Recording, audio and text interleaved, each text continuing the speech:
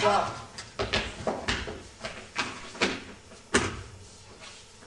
Monsieur Diderot, Rousseau s'est récusé.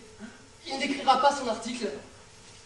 Il a dit qu'il avait récemment été poursuivi par la police et qu'il ne veut pas prendre le risque de vivre à nouveau enfermé pendant 6 mois dans sa cave. Il me l'a fait savoir ce matin. Enfin, nous mettons sous presse dans 3 jours. Nous avons déjà du retard. Rousseau, la police. Mais est-ce que je n'ai pas fait de la prison, moi, déjà?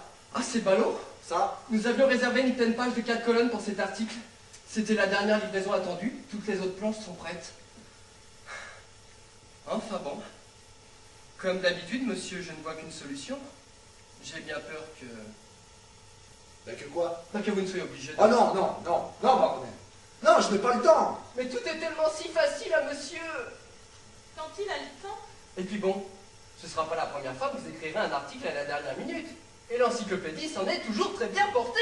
Mon petit baronnet, je suis venu à la campagne chez le baron d'Holbach pour me reposer.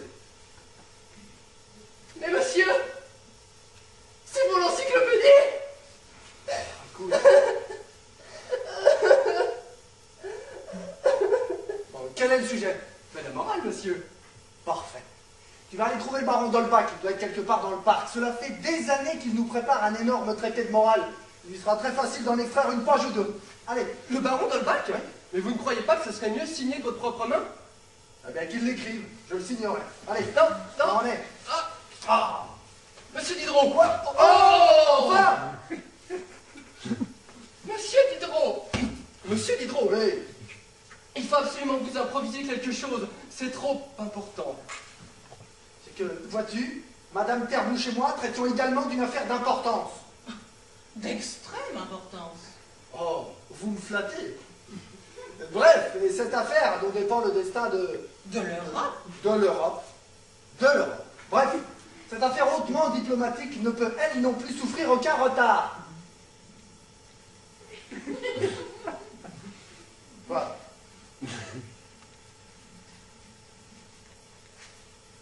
J'ignorais qu'on traitât les affaires du monde en robe de chambre. Oui.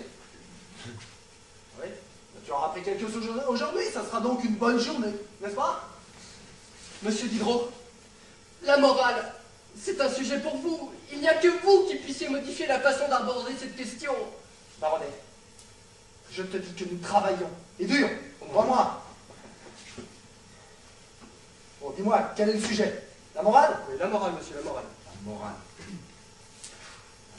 La morale. La morale.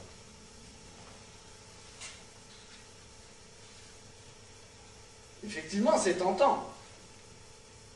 Bon, écoute, va faire un tour, je vais tâcher de bâcler quelque chose. Allez, baron. Laisse-moi 10 minutes. Non. Monsieur Diderot. Enfin, baronnet, mais on frappe avant d'entrer. Mais c'est ce que j'ai fait, monsieur. Ah bon? Oui. Eh bien, alors on attend une réponse. Mais où est-ce que tu as été élevé dans un lupanar? Mais c'est que, monsieur, il faut absolument que j'emporte votre article. L'imprimerie doit encore le composer. Ah, oui. Excusez-moi, ma chère, j'allonge un peu la sauce. Bien. Alors, la morale... Ah, monsieur, à vous, rien n'est impossible. J'ai été sûr que vous torcheriez cela en quelques minutes. Torché, merci, c'est le mot.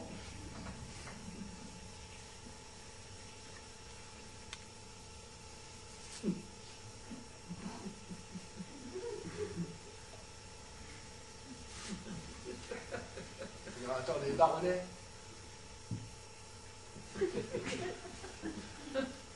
Attends, baronnet, laisse-moi 10 minutes. Je vais bâcler quelque chose d'autre. Hein? Allez. Non, mais je suis sûr que c'est remarquable, monsieur. De toute façon, vous n'aurez pas le temps de toucher la perfection. La perfection et moi, cela fait des années que nous faisons chambre à part. Bien. Baronnet, laisse-moi 10 minutes, s'il te plaît. Ouais, allez jouer 10 minutes, ouais. Baronnet, 10 minutes. Allez. Bien, monsieur, 10 minutes. Voilà, monsieur, j'ai entreposé les tableaux dans la bibliothèque du baron. Il faut maintenant que j'emporte votre article à la composition. Allez. Oui, mais c'est que vois-tu?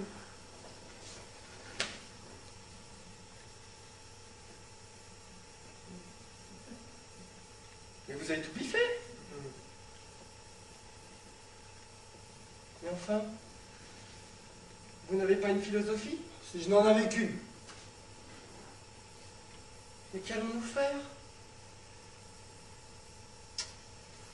Dis-moi, baronnet, qu'avons-nous mis dans les volumes précédents à l'article éthique? Éthique? Oui, regarde.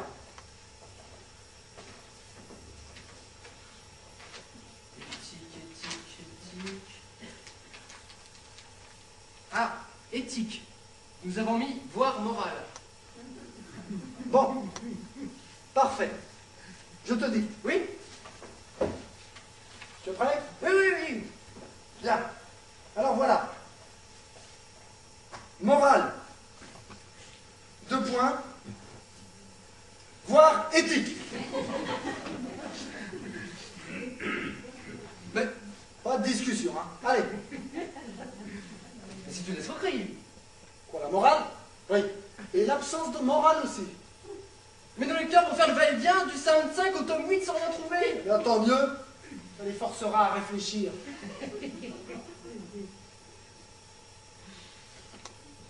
Je suis déçu, monsieur. Déçu. Oh. Moi aussi, Laurent. Moi aussi, je suis déçu. Mais c'est la vie qui est comme ça. Non, pas la vie. La philosophie. Mais je croyais qu'être philosophe, c'était dire ce que l'on pense.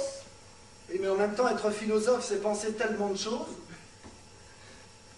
Mais être philosophe, c'est s'arrêter sur une pensée et y croire. Ah non. Ça, c'est être un crétin. Le crétin ne dit pas ce qu'il pense, mais ce qu'il veut penser. Il parle en conquérant. Et comme tous les jeunes gens de ton âge, j'attends le grand amour et la vraie philosophie. Au singulier. Rien qu'au singulier. C'est cela le travers de la jeunesse. Le singulier. Vous croyez qu'il n'y aura qu'une seule femme et qu'une seule morale? Ah, la passion des idées simples. Comme elle peut nous faire du mal à tous. Un jour, mon petit baronnet, tu vas te forcer à n'aimer qu'une jeune fille. À ne vivre que pour elle. Que par elle. Même quand elle ne sera plus elle. Et que tu ne seras plus toi. Vous vous serez alors enfoncé dans le premier des malentendus. Un malentendu terrible. Le malentendu du grand amour. Et puis, parce que tu as la tête trop vive, tu veux déjà t'amouracher de la philosophie. L'unique philosophie. Celle qui te donnera toutes les réponses. Deuxième malentendu. Car il n'y a pas qu'une seule femme ni qu'une seule morale. Et si tu es bien constitué, tu devras papillonner.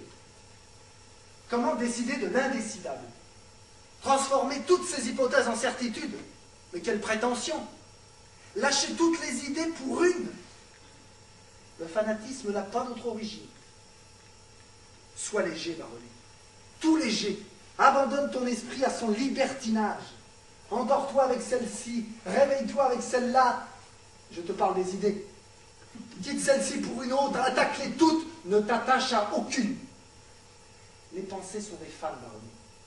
On les sent, on les suit, on s'en grise.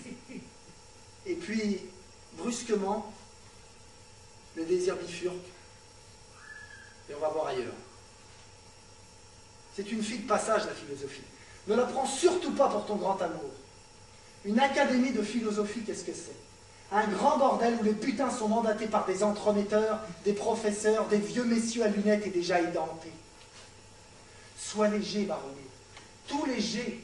La pensée pas plus lourde qu'une plume. Quel homme possède jamais une femme? Quel homme possède jamais la vérité? Illusion. Les hommes et les femmes se rencontreront-ils un jour? Ce que la femme désire, est-ce bien ce que l'homme désire?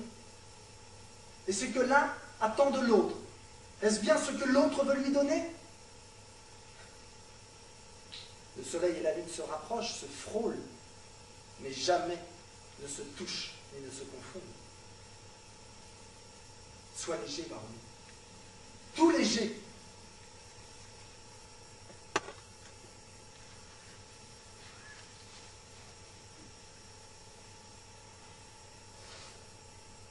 Et surtout, Baronnet, ne te fie à personne. Tu m'entends? Ne te fie à personne. Jamais. Pas même à toi.